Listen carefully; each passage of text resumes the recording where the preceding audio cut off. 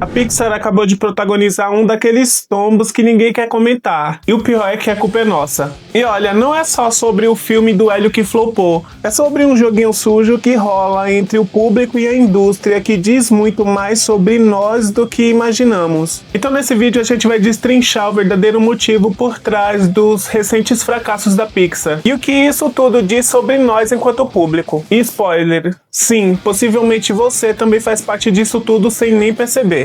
Oi, eu sou o Raoni Soares. E o filme do Hélio foi anunciado com toda a pompa e eles prometeram um enredo diferente, uma pegada mais ousada, um visual lindão e aquela tentativa de agradar quem estava cansado das continuações desnecessárias e das histórias forçadas. Só que entre o brilho do anúncio e o momento em que ele apagou, aconteceu muita coisa. E é aí que o cenário começa a ficar muito mais interessante, porque esse caso diz não apenas só sobre esse filme. Nossa.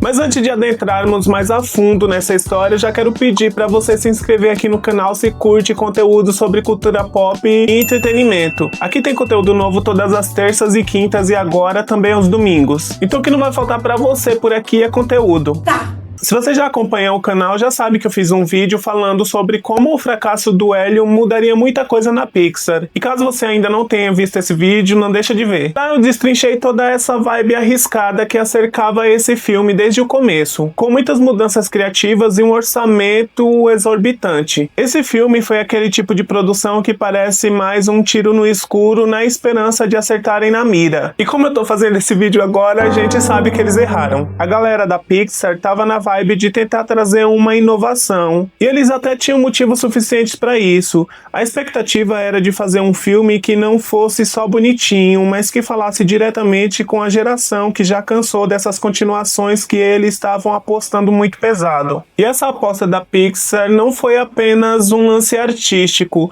foi também um espelho que reflete o que está rolando no mercado atualmente. E se tem algo que pode dizer muito e chamar a nossa atenção é que os filmes da Pixar sempre conseguiram reverberar, seja pelo positivo ou pelo negativo. Mas Hélio parece que se perdeu em um limbo que ninguém fala, porque ele não chegou nem perto disso. E um dos motivos que me fez querer gravar esse vídeo veio da própria Pixar, porque há mais ou menos um mês eles postaram um vídeo de uma moça segurando o cartaz do filme, e até aí tudo bem. Só que ela começava esse vídeo dizendo para pararmos de reclamar se você não vai aos cinemas apoiar os filmes em primeiro lugar. E se tem algo que a gente sabe que as pessoas não param e nunca vão parar é de reclamar.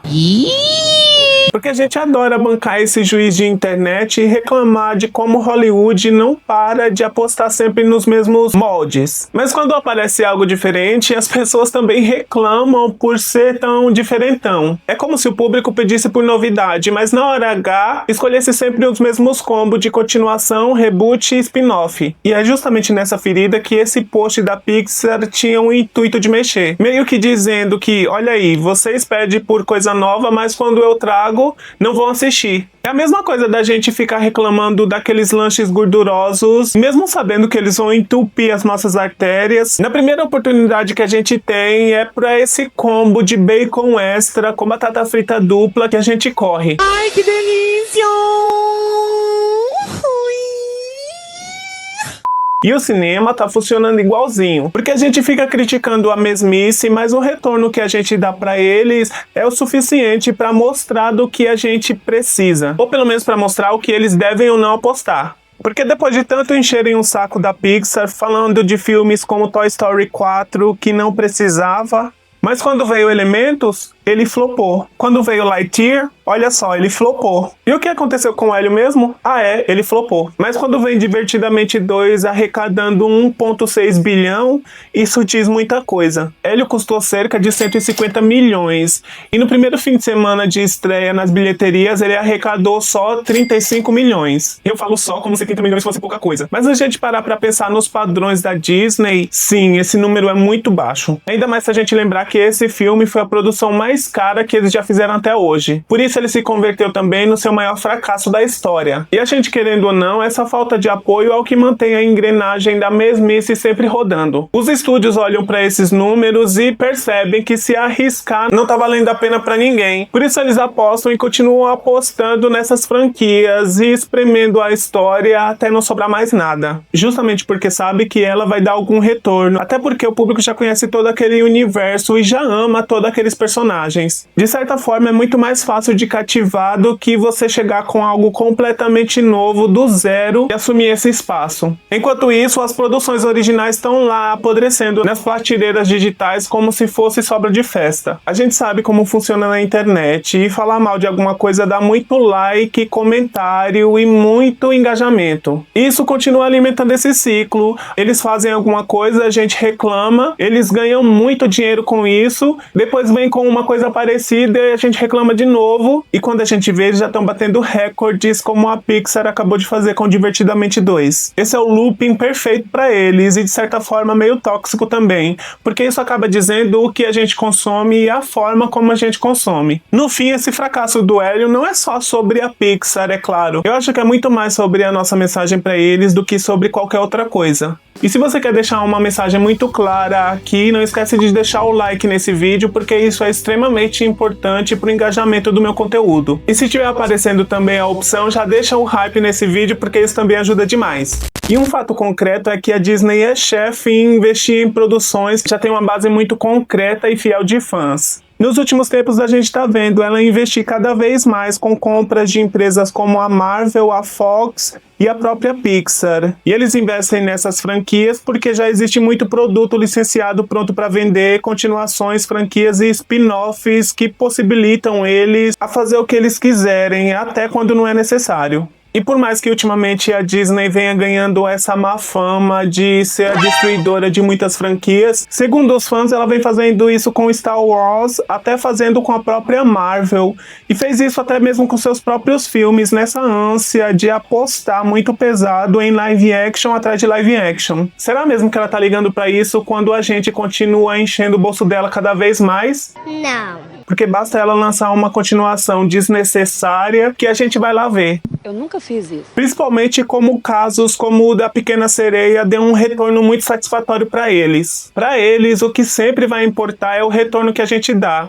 E trazer esses comentários na internet, essas reclamações e ainda assistir o filme diz muito mais sobre a gente do que sobre a indústria. Porque no final, como uma empresa, ela só vai atrás daquilo que dá muito lucro para elas. O risco de apostar nessas franquias já consolidadas é muito menor. Fora que o investimento é muito mais seguro e o retorno financeiro são muito altos. Chega até a ser uma aposta certeira. E quando uma aposta diferente não performa muito bem, eles não pensam duas vezes em voltar para sua zona de conforto. Essa lógica pode até ser, de certa forma, meio cruel, mas a gente não pode negar que ela é eficaz. Porque cada fracasso vira, de certa forma, um empurrãozinho pra gente receber mais continuações, mais remakes e mais spin-offs. É claro que isso gera na gente, enquanto público, um certo tédio criativo, como já tá acontecendo há algum tempo, principalmente com os filmes da Marvel, que vinha numa grande crescente, mas que ultimamente tá num padrão muito duvidoso. Tanto que eles passaram por um desgaste aí nos últimos tempos, com o lançamento de produções muito questionáveis, como foi o caso da She-Hulk. Só que, de certa forma, isso faz a gente voltar ao que eu já falei antes.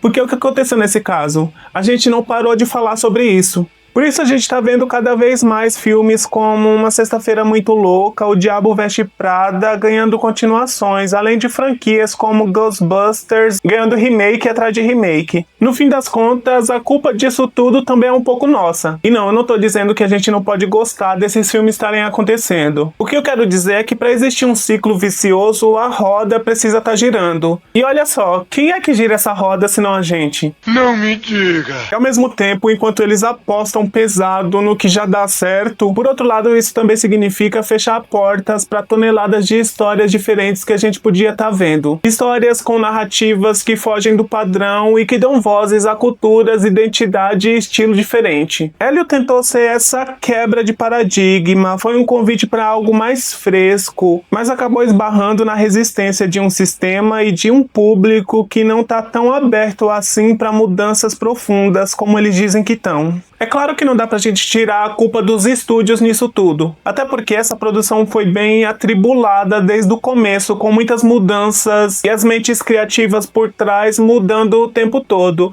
e a gente sabe que raramente algo assim dá certo. Eu acredito que a Pixar daqui pra frente pode até lançar uma outra produção original, mas depois do fracasso estrondoso que foi Hélio, essas apostas vão reduzir ainda mais. E a galera que só quer novidade vai ter que se contentar com essas migalhas, ou então vai ter que ir procurar fora desse ciclo tradicional. Afinal de contas, a Pixar não é a única que lança boas produções. Não me diga! No final das contas, esse rolê todo com o Hélio é só um convite para fazer a gente refletir sobre o nosso papel nisso tudo. O público e as produtoras estão meio que em um jogo de empurra-empurra. E quem será que precisa dar o primeiro passo para quebrar esse ciclo? Não sei. Será que o público tem mais essa responsabilidade ou será que as produtoras tinham que arriscar muito mais e perder muito mais dinheiro? Eu acho que a resposta para isso tá muito clara e no final ela não é muito fácil de engolir. Eu acho que essa reflexão é essencial porque o que tá em jogo aqui é o futuro das produções da cultura pop que a gente consome hoje em dia. E convenhamos, a gente não quer viver dentro de uma bolha de mesmice eterna, mesmo que ela seja confortável e até interessante algumas vezes. Tem muita coisa ligada nisso, desde o mercado que se adapta às tecnologias, até como o comportamento do público muda ou não com essas mudanças. O jeito como a gente decide apoiar ou rejeitar essas produções vai definir o futuro desse cenário, porque não dá pra gente ficar só reclamando da Pixar, tá apostando nas continuações quando pra eles é o que tá dando certo. Então é como a postagem deles dizia: se a gente não tá indo no cinema assistir esses filmes, como a gente pode reclamar que eles continuam apostando no que dá certo pra eles? Isso não é só sobre o que a gente quer,